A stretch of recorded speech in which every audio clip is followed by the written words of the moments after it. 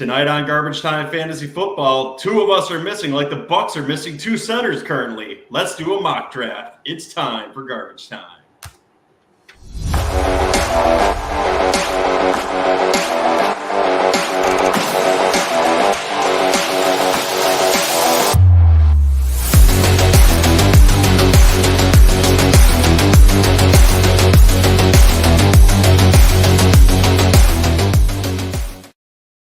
Guys, happy Wednesday and welcome into Garbage Time Fantasy Football. Tonight it is just me and Ron the Spectre Seymour doing a mock draft, and I believe JJ will join us on it too. Ron, how are you doing tonight?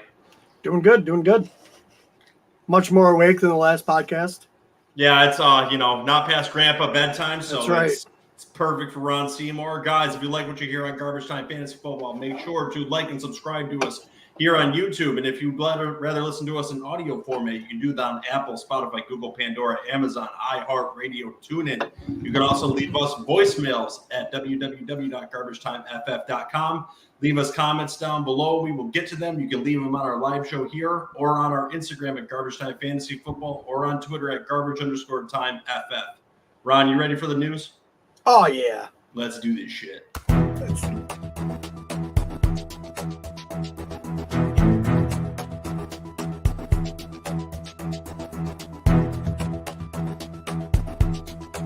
News updates. All right, Ron Seymour, first little bit of news I've got for you tonight is Christian Watson's knee surgery keeps him sidelined still for the Packers. Is he going to be behind the eight ball when regular season starts, and where do you have him currently ranked in your ADP for the upseason? He's definitely a late round flyer at this point. Aaron Rodgers is all about chemistry with his players, and if Christian Watson is missing all this time, he's not going to get the chemistry. Lazard's already going to be the one. Dobbs or however you pronounce that other rookie's name has been getting a lot of buzz in camp and a lot of time with Aaron Rodgers. So, I don't know. Christian Watson might be fantasy dead to me for the season. Who would you rather have in redraft formats, right? Would you rather have Dobbs or Christian Watson? I think I would take my shot at Dobbs at this point. I think I would still go with Christian Watson. I think we're still early in training camp. I still want to see him get on the field, and I think he will for the later preseason games. So I'm currently still in the Christian Watson camp, and I think he'll have a good year. But we will see in the upcoming weeks how that goes.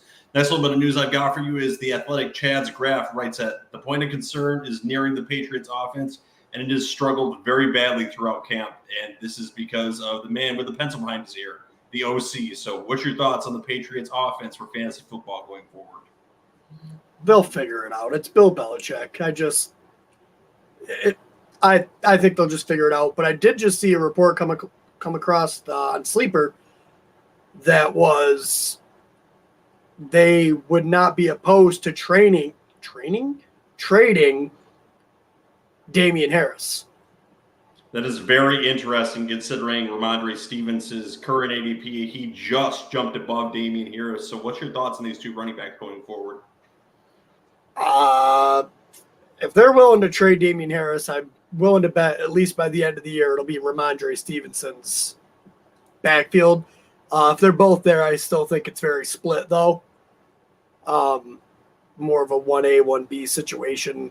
Very frustrating for fantasy players. So it's hard to gauge. If Damian Harris was to get traded, Ramondre Stevenson would skyrocket up ADP to the point where probably I wouldn't draft him just because his ADP would be too high to risk taking the risk that is the Patriots backfield.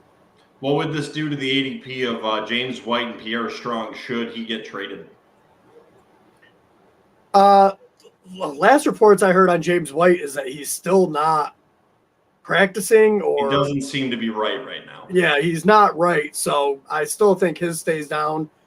If they're willing to trade Damian Harris, that means they like what they're seeing out of Pierre Strong, and his ADP will probably reflect that a little bit. He's probably going pretty much undrafted at the moment, and that'll probably elevate him into the later rounds ADP for sure. Someone definitely want to monitor, I think, on your dynasty rosters too. So pay attention to him, star him up if he hasn't been picked up in your leagues either. So let's talk about someone that I very much underrated, and with this news, this could skyrocket up the running back you said is going to be very good this year, someone who I'm skeptical on. And the teammate that is hurt, that is causing this, is Melvin Gordon. He's got a foot injury and did not practice Wednesday. So give us a lay down on this whole Denver Broncos backfield and what you're feeling on it going forward. If Melvin Gordon misses time, Javonte Williams will be a top 10 back. I don't think it wasn't me that had Javonte in the top 10. I believe it was JJ. I just agree with him. And I'm just saying if Melvin Gordon misses time, and I'm 100% winning our bet. This tends to be a hot button issue on whether Javonte Williams could be a bell cow or not with him in that backfield. And if injuries make him the bell cow, there's going to be no other option for it. He's going to be good for fantasy football because he's going to be the only one getting volume there. So hopefully for my bet, I hope he is not hurt because I'd like to see the split and I'd like to win the bet because I wouldn't want to touch this backfield if both those guys are in there. But regardless if he's hurt, Javonte Williams may be getting more reps anyway. So that is definitely a benefit to Williams' current ADP and the workload he could potentially get at the beginning of the season where he could take off if that injury lingers there for his running mate in that backfield. Well, not to mention, I mean, Melvin Gordon's getting older, so these type of injuries, they take a little bit longer to bounce back from, a little bit more nagging. I don't know what the injury is. They just kind of said foot. So who knows? It could be virtually nothing. It could end up being a broken bone or something. You know what I mean? Yeah, we just currently don't know enough about this injury, and we will find out some more in the upcoming days. Monitor it for those players' ADPs. Devontae Williams' groin is still acting up. He has now missed 5 practices for the Eagles. Nick Sirianni puts him at day-to-day. Does this affect his ADP coming up in the drafts in a few weeks, or do you think he's still got time to recover? Who? Devontae Smith, I'm sorry. Oh, who the fuck is Devontae Williams? I'm mixing 2 of the last news stories. Yeah, I was going to say, I was very confused.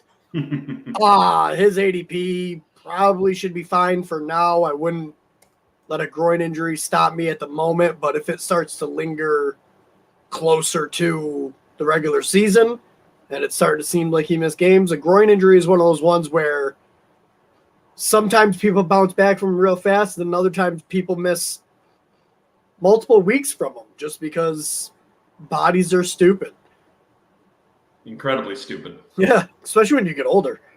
I'm not saying Devontae Smith is old because I know he's not. No, not yet. No, he's still got another 10 years in football land, especially for the receiver position. Running back, maybe 5 years, but he's not running back, so no worries. Oh, running back, if his groin's gone, he's done. His career's over.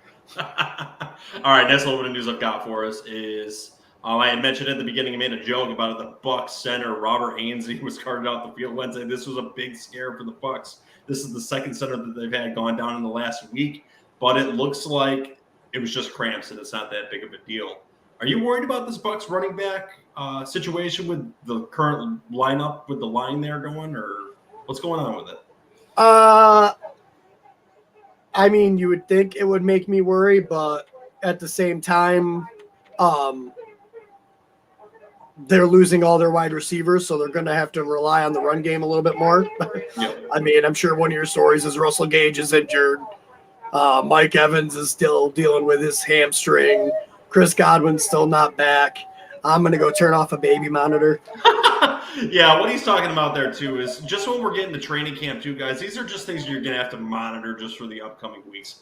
There's really nothing you can do about it. As he said, Russell Gage is currently dealing with an injury. They just brought in Julio Jones for that offense, too. So I think there's a lot more competition than we anticipated from the Bucs team just as targets going around. We thought the Bucs were going to be very open on targets this year, but they seem to be getting a lot more guys into camps. And Mike Evans' stock, I wouldn't say has suffered a lot, but we really thought he was going to be in for a big year. And there's just a lot of more mouths than I thought we originally thought there was going to be feed in this offense. What's your thoughts on this Bucs offense going forward? Do you think that they're going to feed all the mouths that they've now acquired, or that this is going to go more of Mike Evans' way? Yeah, I don't know. I agree more with the second half of your statement. The first half of your statement was just complete trash. I'm just assuming. I didn't actually hear what you said, seeing how I didn't have my headphones on. but I'm just going to assume it was trash because you're Joe. But yeah, Mike Evans dealing with the hamstring. Julio could end up getting more targets than this team just because no one else can seem to stay healthy. My takes are so much better than yours, and I'm not going to even acknowledge the garbage you just put out there for the Heckling Fandom. So let's move on to the next story. Broncos.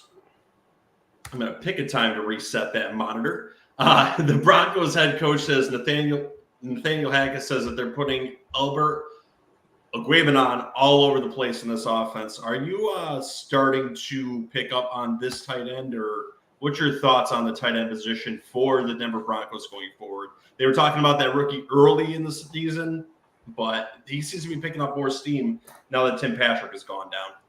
Well, with Tim Patrick going down, plus Cortland Sutton is dealing with a shoulder injury. Considered day-to-day. They say it's nothing serious at the moment, but it's still training camp, so they like to downplay injuries. As we saw with Mekhi Becton, they were like, oh, it's nothing, and now he's going to miss the season. Like, they'll say it's nothing over everything. Like, someone will literally get their leg chopped off, and they're like, it's just a flesh wound. Until closer to the season, I'm like, no, that guy's done forever. So at this point, I mean, it's not surprising they're moving them all over the place. They lost Tim Patrick. They had the 3 wide receivers, and then outside of, well, we'll say 4 with KJ Hamler, but then we'll say without, Tim Patrick, KJ Hamler is fast. He's going to be that guy that has like 4 or 5 routes that he runs, I think, just to open up the underneath game. Like, he's going to be the one doing the streaks and the deep posts and all that. So, yeah, I mean, and now with Melvin Gordon being injured, a tight end being lined up, in the slot, open up some stuff. There's so many people here. It's all a matter of who gets the looks. Who does Russell Wilson like? It's going to be one of the earliest headlines for week 1, I think, for the fantasy spectrum around everyone's leagues, is just paying attention to what this Denver offense is going to be and what it's going to do for your teams, because there's a lot of opportunity and a lot of points to go forward in this offense and in the AFC West just in general. Just a few more stories here. Texans acquired tight end Adam Sheen for a few late-round picks. Doesn't seem to be fantasy relevant, and that's exactly the sentiment I got from that. Does Deshaun Watson play this Friday? Yes. That's going to be so ugly for the league. They should have made a decision on what they were doing, but they haven't. They wouldn't have suspended him for the preseason anyways. Regardless, though, it's just bad headlines for the league. They should have already made a decision on what was going to happen in this, because it would have calmed down by now if they would have actually made a damn decision and not appealed this. Yeah. Regardless, the Athletics Marks Cowboy writes that the Steelers are looking to lighten Najee Harris's workload in some capacity. Were you expecting this? Do you think this is a true statement? What's his current ADP for you? ADP is the earliest I'd be willing to take him is the back of the first round somewhere. I currently have him as my running back. 10. I currently have him as my running back 10. I said it on the top 10 running back episode. I think he loses a lot of his passing work this year. And last story I have for us tonight is Sports Illustrated. John Shipley reports that James Robinson took first-team reps on Monday. Is this just in preparation in case there's an injury to their running back core, or is there actually something to this where he could get some split backfield work in that Jaguars backfield? Who's this, James Robinson? Yes, sir. He's just coming back from his Achilles injury. They're just trying to see what he looks like, trying to get him, see how his ankle responds to football moves. So they're going to put him out there in practice. They already seen a lot out of Travis Etienne. They really like how Travis Etienne has looked during camp. So they're going to, they want to see what they have in James Robinson right now. You got to remember this coaching staff, they have film, but they haven't seen James Robinson like in person yet. So he is still currently nothing more than a potential flex player for you? Yeah, if that. Okay. All right, Ron, you ready to get into this NFL fantasy mock draft for the Heckling Fandom? I was ready half an hour ago. All right, let's do this. This is going to be full PPR format. JJ is going to be joining us, and I'm sure trolling us in the comments. Cannot play with him. Cannot win with him. Cannot coach with him. Can't do it. I want winners. Let's get to it. Let's start this mock draft. So, first player off the clock, Christian McCaffery, Jonathen Taylor, and Ron Seymour is on the clock. See, I purposely picked from 3 here because I wanted to put myself in this situation of, at 3, do I take the running back or do I take a chance at one of these wide receivers? And, I'm looking at the queue right now, and the top 2 running backs that they have are Derrick Henry, Austin Eckler, both very great running backs.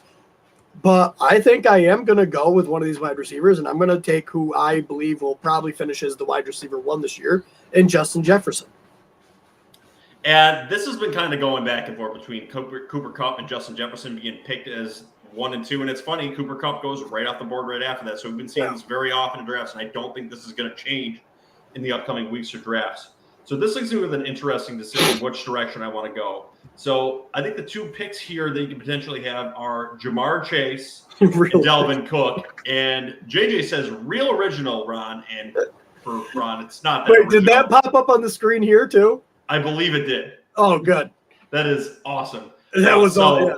I'm going to be real original for JJ too and pick someone I always do this year. I think this guy's going to have a lot of work in this backfield, coming with a new head coach that's come bringing in a new system from the Rams, going to get a lot of passing work. Dalvin Cook for this pick. So I'm picking Dalvin Cook. Next off the clock is Derrick Henry, Austin Eckler, Najee Harris, and JJ LaPlante is on the clock with his pick. So, Ron, if you had to guess, what do you think he's going to do? Jamar Chase. You think this will be the pick for him? I think it will be.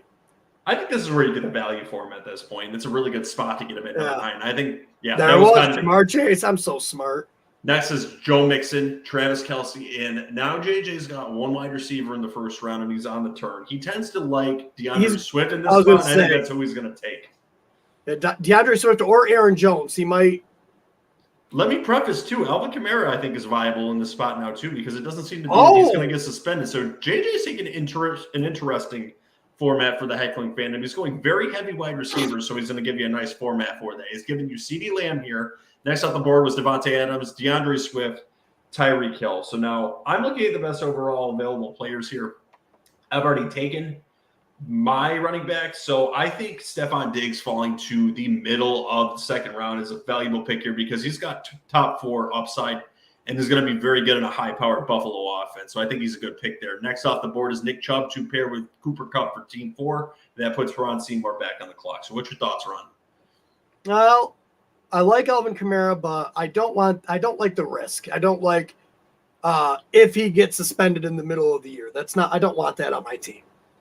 Not that, other running backs don't have risk, but so I think what I might do here, I could always try to go, get Mark Andrews, get that difference. You know what? I'm going to go Mark Andrews. I'm going to go tight end early. I'm going to get that difference maker at the position. So are you going to try the 0 RB strategy then, or are you just going to try to get your running backs in the 3rd and 4th round? Off the board after that was Josh Allen, Aaron Jones, Deebo Samuel, good value in the 3rd round, and Alvin Kamara, also a good value in the 3rd round, which as we get closer to the draft may not happen. And I think there's some good running backs here still on the board for you, Ron. So I want to see what you're going to do for the Heckling Fandom here. I'm going to let my homerism shine through on this one. I think he has a great year. Me and JJ both have him ranked in our top 10. I don't remember if you did or not, Saquon. But Saquon was in my top 10. Saquon round 3 robbery. I agree. Yeah. He could easily finish like top 5 still, I think. So now I got what I feel is the potential wide receiver 1, the potential tight end 1, and at least the top 10 running back if he stays healthy. So not a bad way to start my draft. Absolutely not. And JJ had him in the top 3. He wanted to tell the Heckling Fandom if it's not showing up on the screen. Next off the board is Mike Evans, which I think could still be very good for fantasy football, and I am on the clock currently. I've got Dalvin Cook and Stephon Diggs, so I am going to go with the buffet monster in this spot, and I'm going to go with Leonard Fournette. I like his value in the 3rd round. Pairing him with Dalvin Cook could be very good for my team. Next off the board is someone that Ron and JJ love, Javonte Williams. Off the board after that was A.J. Brown, someone who I am lower on. I think the boys are a lot higher on him than I am. And then Keenan Allen. And this puts J.J. on the clock. It's going to be very interesting to see his strategy now that he's taken 2 high-end wide receivers for his team. What do you think he's going to do, Ron? He could go Zeke here and then hope Connor comes back at the turn. That'd be a solid start to his team to get Jamar Chase and CeeDee Lamb, 2 people that could be target monsters. And then Zeke, who is just always very consistent. He may not give you that week winning upside anymore, but I don't think he's going to lose you. Oh, he went Breece Hall. What an idiot. Beautiful. And he can still get Zeke if he wanted. So Patrick Mahomes, T. Higgins. JJ, we're going to have some issues with Breece Hall in the 3rd round and in the auction league. So Julia, your wife says Archie Manning is playing running back for the Browns. He is my oh my goodness. That is not fantasy relevant because Archie Manning was a quarterback many years ago. But knows. Thanks for the trolling, Julia. She really knows. Appreciate that. If I was here, I would definitely take Zeke Elliott in the 4th round. If I was JJ, I would have reversed the picks. He homerized them. He homerized them. Homerized? I mean, come on. Can I really not take Zeke in this spot? I was going to say, the fact that he's still falling, I almost want to see. Here's the thing. I know it's a mock draft. I almost want to see what happens if you don't take him. Would he fall to me at 4-8 if you don't take him here? Well, I'm going to take him here because that doesn't make sense. After David Montgomery and JJ's homerism goes Justin Herbert, Kyle Pitts, and Connor, who I think is going to be on a down year a little bit because his touchdowns are just simply going to go down. He's not going to fall into the end zone as much as he did last season. I've come around to that in my mind. I thought he was going to have a great offseason, but I've looked into the stats, and I think that we're going to see those touchdowns come down a little bit. So I think Connor is more of a value in the 5th round currently. I'm going to take Zeke. Listen, he's going to get a lot of passing work in that Cowboys offense. They're missing some weapons. There's some rookie wide receivers there. Zeke is an absolute phenomenal pick in the 4th round. And off the board after that was Deontay Johnson, and Ron is back on the clock. So we got Cam Akers, who I think could potentially be great, but I don't trust it coming off that Achilles. He didn't look good in the playoffs when he came back. I'm not trusting Cam Akers. Don't need George Kittle. Don't need Darren Waller because I already got Mark Andrews. I could use wide receiver or running back here. McLaurin, he's got a Carson Wentz problem.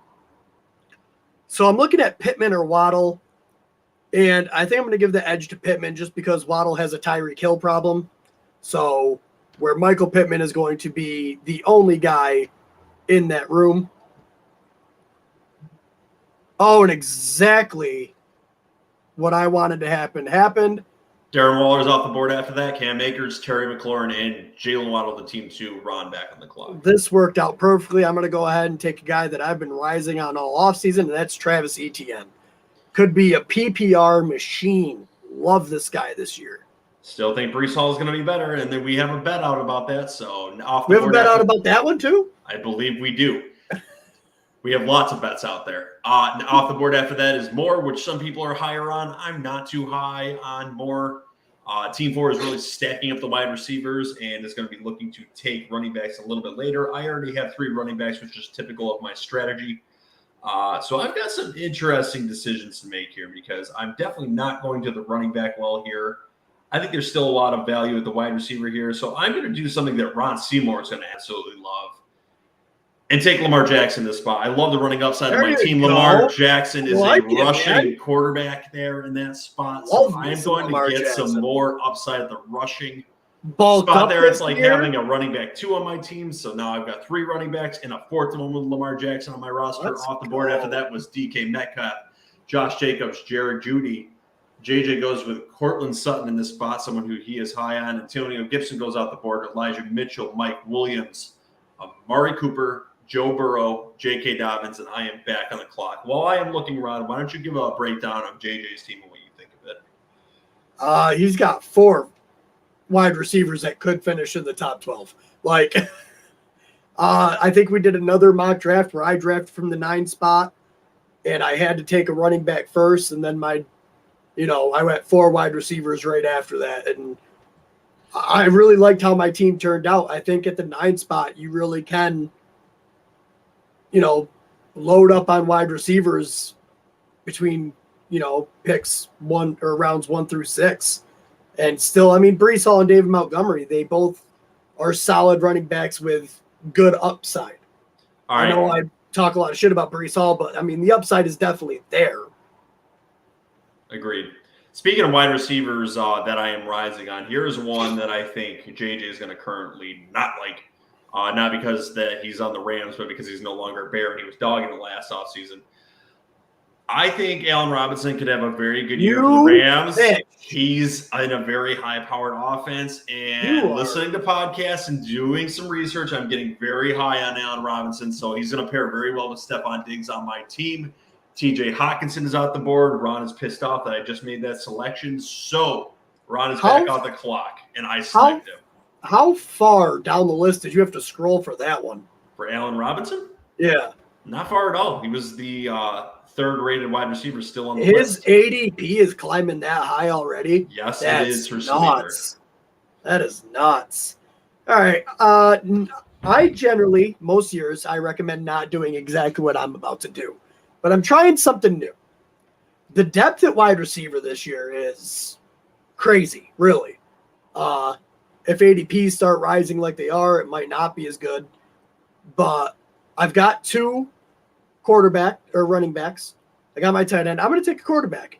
I think he's the last one of the tier that should be drafted early. Got the rushing upside. So I'm going to go Kyler Murray here and hope for the come on, baby. Brandon Cooks, George Kittle. Fuck you, team 2. Mark Heath, Hollywood Brown did not follow you. After Murray off the board, so Ron gets a rushing quarterback, a little rushing quarterback, but it's a rushing quarterback. Brandon Cooks goes off the board. George Kittle and one of the big tight ends, Miles Sanders, who I think is going to be in for a disappointing year. Ron may have a different standpoint than that. And he got sniped on Brown as well. So, Ron, what is your team going to do here? I don't know. I was really hoping for the Kyler Murray, Marquise Hollywood Brown stack right here in round 6 and 7. Let's see. I really need to add. Well, I got 2 wide receivers at the moment. I'm pretty even across the board, so I can go anywhere here. So I'm looking here, and I'm looking at Clyde Edwards-Helaire.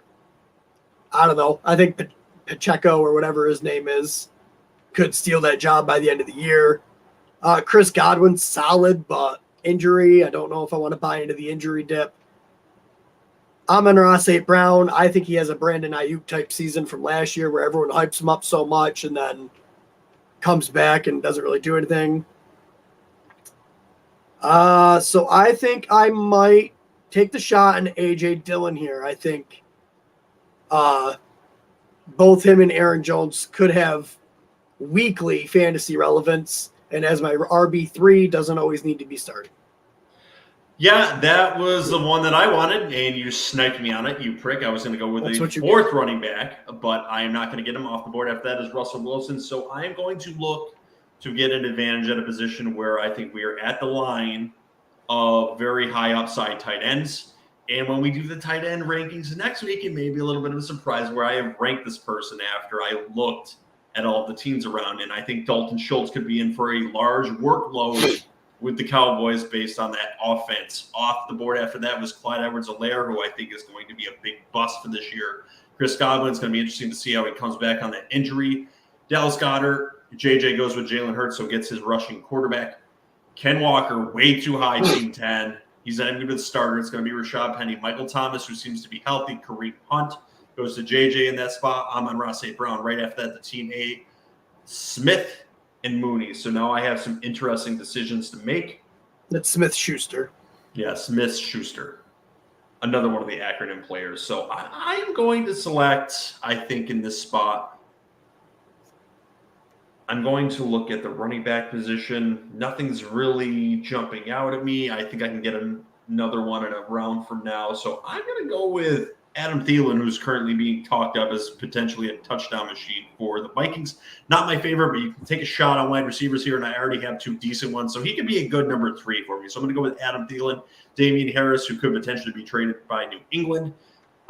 Currently has got a lower ADP than his running mate, Ramondre Stevenson. So I think this will change in sleeper over the next few weeks, and Ron is back on the clock. So I'm going to look at wide receiver here, I think. DeAndre Hopkins, I don't draft people that are suspended, especially for 6 games. Rashad Bateman, I like his upside this year, but I run heavy offense. Drake London, no. I'm going to go with Gabe Davis here. Tons of upside, and could win me leagues. Off the board after that was Tom Brady and Drake London, and you were back on the clock. And also DeAndre Hopkins and Devonta Smith. What is your thought process here? My thought process is actually pretty easy. You already said it a little bit earlier. You said that Team 10 picked Kenneth Walker way too early because he wasn't going to be the starter. I'm picking Rashad Penny. I do think he's the starter. And I think if he can stay healthy, which is the big if, which is why his ADP is so low, I think he's the starter and could be monster for fantasy if he could stay healthy. Off the board after that was Rashad Bateman, and I am back on the clock, and I am going to go with my boy, who I think is going to be a wide receiver 1 for the Jets, a wide receiver 2 for fantasy football this year, a high-end wide receiver 2, very much rising on Elijah Moore, and he's getting a lot of talk around camp. So let the homerism begin. Elijah Moore is on my team. After that, Cordell Patterson goes off the board, Hunter Renfrow, and Tony Pollard, and JJ is on the clock. I like how we all went homerism a little bit in this one, I took Saquon, he took David Montgomery, you took Elijah Moore. I also traded for him in our Dynasty League. After I traded him away. JJ selects Zach Ertz, Treylon Burks goes off the board, Garrett Wilson, and JJ is back on the clock. He seems to have a very balanced build here. He picked, that son of a bitch picked a running back. I wanted Dameon Pierce. Devin Singletary goes off the board. Tyler Lockett. I am sniped. And Dak Prescott is now off the board too. So I am looking at some interesting situations.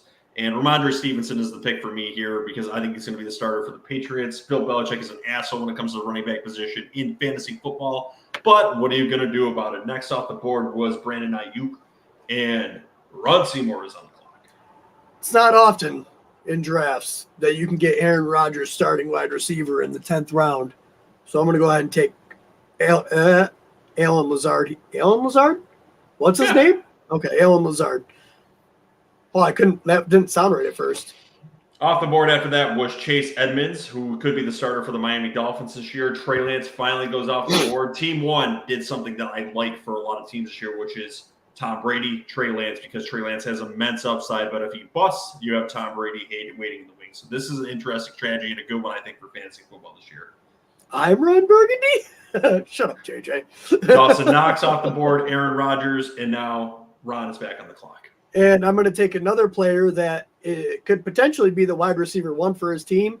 He's shifty. He's quick. I'm sniping Joe. I'm taking Kadarius Toney. You are not sniping me in that spot. No?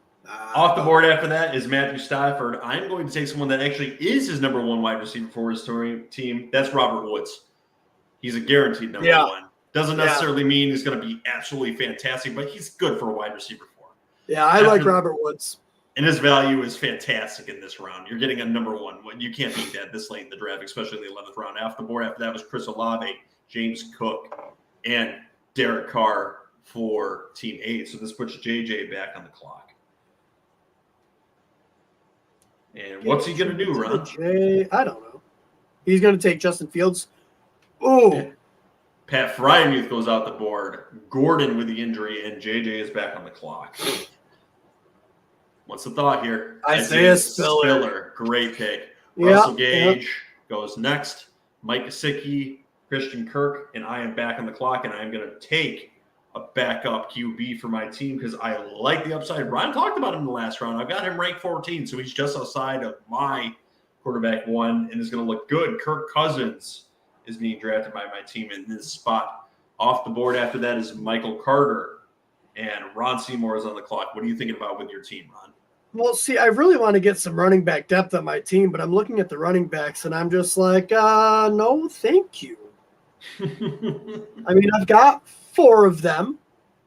All of them could potentially be starters / fantasy relevant on their team. So I think I'll hit that wide receiver well again. I don't want anything to do with Chase Claypool. I've already got Alan Lazard, so I don't need Christian Watson. I'm going to take the shot here on Sky Moore. That's a great pick. Off the board after Sky Moore is Chase Claypool, Alexander Madison, James Robinson, and Cole Kmet, a JJ favorite. Now, Ron is back on the clock. I don't draft multiple quarterbacks, especially if I took a quarterback early. Same with tight ends. I took one early. I don't need a second one. So I'm going to take a shot here. I'm going to go with Nyheim Hines just on the off chance that maybe they do actually use him in the passing game more frequently and take Jonathen Taylor. I don't think it happens, but if it does happen, I'd rather not have to fight the waiver wire and just have him on my bench. If it doesn't happen week 1, then it's an easy cut for someone else. Off the board after that is Albert O, as we talked about earlier in this episode. So he is a name to monitor the tight end position over the next few weeks. You might be able to get some value for him on your dynasty team too. So I'm going to pick Rachaad White because I am going to pair him with Leonard Fournette on my team. If he goes down, I've got a number 1 running back, I think.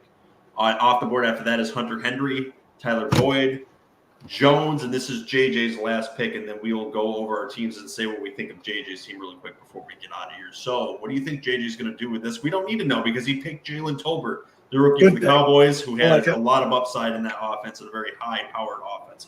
And lastly, off the board is Christian Watson. So, Ron, give us a rundown of your team and what you like about it the most here. All right, so I've got Kyler Murray as my quarterback, Saquon, Travis Etienne, A.J. Dillon, and Rashad Penny as my running backs. Justin Jefferson, Michael Pittman, Gabe Davis, Allen Lazard, Kadarius Toney, Sky Moore as my wide receivers, and I've got Mark Andrews as my tight end. My favorite part of your draft, and I think you hit this very well, is the value that you got in the 7th, 8th, and 9th round of this 10-person redraft league with A.J. Dillon, Gabe Davis, and Rashad Penny. You're talking about potentially a number 2 running back. Rashad Penny could be the number 1 running back on his team with Seattle. And Gabe Davis has unlimited upside for the Buffalo Bills this year. So I think that those picks are absolutely fantastic, and you've done great on that fantasy portion of your draft. So my team is a little bit more running back heavy. That's how I typically like to play because I think it's a very predominant issue in fantasy football with running backs going down. So my team started with Dalvin Cook. I went with Stephon Diggs as my number 1 wide receiver. I think a good fit there. Buffet, Lenny, Leonard Fournette, Ezekiel Elliott, great value, I think, in the 4th round. Then I got the running quarterback with Lamar Jackson. I went with Allen Robinson, someone who I am rising on. And obviously the fantasy universe is too because his ADP is shooting up in sleeper right now. Dalton Schultz, who I think is that leveling and last tight end you can really pick that's got that high-end upside. Adam Thielen, who is a red zone target for the Vikings and is getting some talk out of camp as itself being that red zone target. Another one who is rumored to be the wide receiver 1 of the Jets, Elijah Moore. I'm going with Ryan Warner's favorite, Ramondre Stevenson. I imagine he'll be getting a jersey of his soon if they do not trade him next year. Robert Woods, who I think is great value in the 11th round and a true number 1 wide receiver of the Tennessee Titans. Kirk Cousins, who is going to be in a new offense with exceptional upside in that offense. And then Rachaad White to cuff with Leonard Fournette, but also just has flex upside in himself. So it's not just strictly a handcuff. So all those people will say, no, don't handcuff your players here. He's got upside too. So don't hate on it. I've got 2 great differentials for him there. So what is your thoughts on JJ's team really quick? His wide receiver, he's got stacked wide receivers. His running backs are all, in my opinion, David Montgomery, I think, is solid. Going to finish as a high-end running back 2. Could definitely give him some running back 1 weeks sprinkled in there. I think David Montgomery loses a lot of touchdowns to Justin Fields, but you'll have that. He is really the team of youth here, and this would be good. This would be a good team for Dynasty too. So his team is consisting of first Jamarr Chase, CeeDee Lamb, who he thinks are going to be top 4 according to his rankings. Breece Hall, who me and him are very high on. David Montgomery, that's his homerism pick, but that's all right. You need one of them as a Bears fan. Next up was Cortland Sutton, Mike Williams, who we are all rising on. Jalen Hurts, who he is very high on. Kareem Hunt, a good flex running back who wants to be traded away from the Browns. We will see if he actually gets traded from the Browns. Zach Ertz, Damian Pierce, who I felt like he sniped me on. I really wanted to pick him later in the draft. Justin Fields, another Bears player. Isaiah Spiller, another rookie. And then Jalen Tolbert. So his team is the team of second and first-year players. We have a comment here from the Heckling Fandom. He says, I traded Lamb and Patterson for Keenan Allen, Fournette. Did I win or lose the trade? This is one where I think you slightly – this also depends on the format too. If this was a Dynasty League, I believe you may have lost this because Lamb is very young, has a lot of upside there, and Keenan Allen is 29. But if this is redrafts and you ended up with these two, and these are potentially your two keepers, you may have won this. But in Dynasty, I think it would have gone with the Lamb and Patterson side because Keenan Allen may lose value over the next few years. And Fournette's a running back. They don't last long. What's your thoughts on this trade, Ron? Yeah, kind of in line with you. I hope it's not Dynasty because you could have got way more for CeeDee Lamb. I mean, you didn't Dynasty. absolutely get shellacked here. So he said redraft. So you did win this trade if this was redraft. If it's redraft, I'm more okay with it. Keenan Allen could still easily catch over 100 balls this year. I think he's a slight downgrade over CeeDee Lamb, but I think Leonard Fournette is a huge, huge upgrade over Cordero Patterson. I don't think Cordero Patterson will even slightly replicate what he did last year. All they did all offseason was bring in more running backs. Like, I don't think that he does it. Were you laughing a little bit when you saw that Tyler Algier was listed as the 8th running back on the Falcons depth chart? What bullshit is that? Going out of the Falcons camp. Come on. I don't even look at those. Those don't charts. even matter during training camp. That was absolutely hilarious to look at. Him and another veteran could take away from Cordell Patterson's value this year. Where you're going to see Cordell Patterson's value is in the passing game, so I think he helps in PPR. But they're going to look to take away his rushing ability because they want him to last all year. And at his advanced age, when he started playing well last year, it's an oddity. It's not normal in fantasy football for that to happen for running backs. Yeah, especially Cordell Patterson, who was looked as a hybrid. He fell off at the end of last year even. Like, he had a dominant first half, got everyone to the fantasy playoffs, and then let everyone down in the fantasy playoffs. Yeah, so people are down on him. Does he have upside? Absolutely does. Is he dropping in drafts? He is. Taking him later is not the worst thing in the world to do to take your shot on him, but the Falcons offense could struggle this year a little bit. Make sure to like and subscribe to the show because we'd love to have you around. And if you have more questions upcoming to your draft, we'd love to answer them too. What was your thought, Ron? Just back on Cordero. I mean, if you're doing like a 0 RB type thing or maybe even hero RB, he was just drafted in the ninth round in our mock draft. Like, it's okay to take him. Like, it's okay to take the chance that maybe I'm wrong. I don't generally be wrong, but now you're talking like I do. Be wrong. I know. Huh? No, I've just worked 12 hours. Stop it. Absolutely okay. And guys, if you like what you hear on Garbage Time Fantasy Football, like we've said, make sure to like and subscribe to the show. We'd love to have you back every week that we are on and every day we are on. Make sure to comment under the YouTube shorts that we send out on all of our channels, including the Instagram. If you'd like to see them, we also play them here on YouTube. See us at www.garbagetimeff.com, where you can leave us voicemails if you want us to play them live on the show, where you can debate with us, scream at us at any thoughts that we have. You can also scream at us in the comments below on YouTube here, on Instagram at Garbage Time Fantasy Football, and on Twitter at garbage_timeff.com. Feel free to listen to this show in audio format also on Apple, Google, Spotify, Pandora, and anywhere else you get your podcasts. Ron, this was a nice, quick podcast, a nice, quick mock draft. Do you have any thoughts or anything you want to bring up to the Heckling Fandom before we get out of here tonight?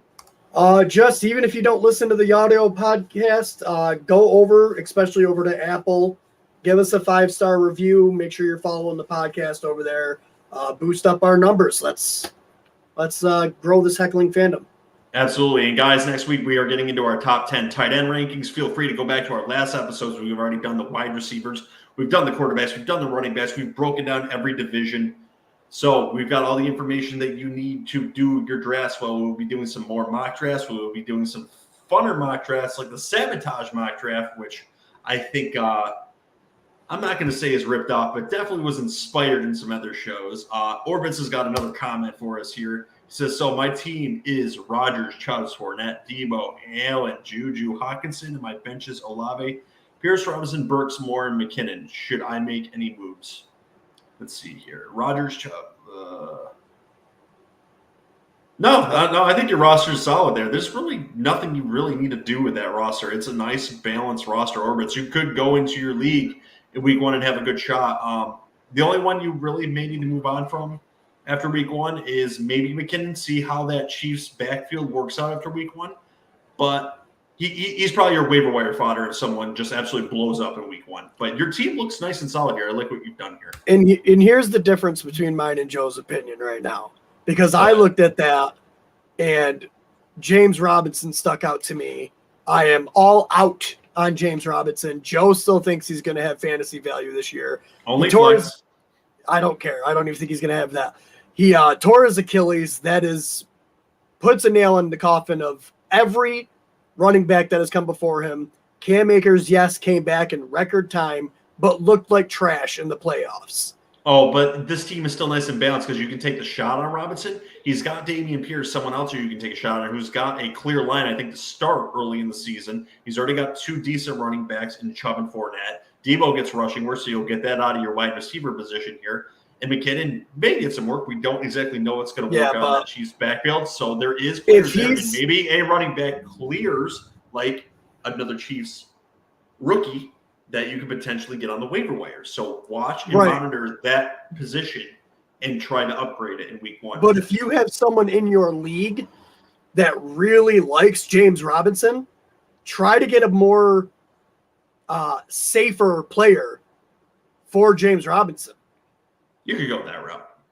Like if you have someone that's like Joe and thinks that he's actually going to be fantasy relevant again this year, even though he's not going to be getting all the work like he always has, and he's coming back from catastrophic injury, it's a good trading chip for someone who's still in on James Robinson. You're making it sound like I've got him as a running back too. I've barely got him as a flex player right now. If he's going to actually do well, it's going to be in the second half of the year. You're definitely going to have to sit on him for a few weeks because he's going to take a little bit of time to adjust. But there's no reason he should not be on your roster. That's all I've got to say about that. Ron, is there anything else you want to say to the Heckling Fandom before I hit the button to get us out of here? Nope, let's go. I'm tired.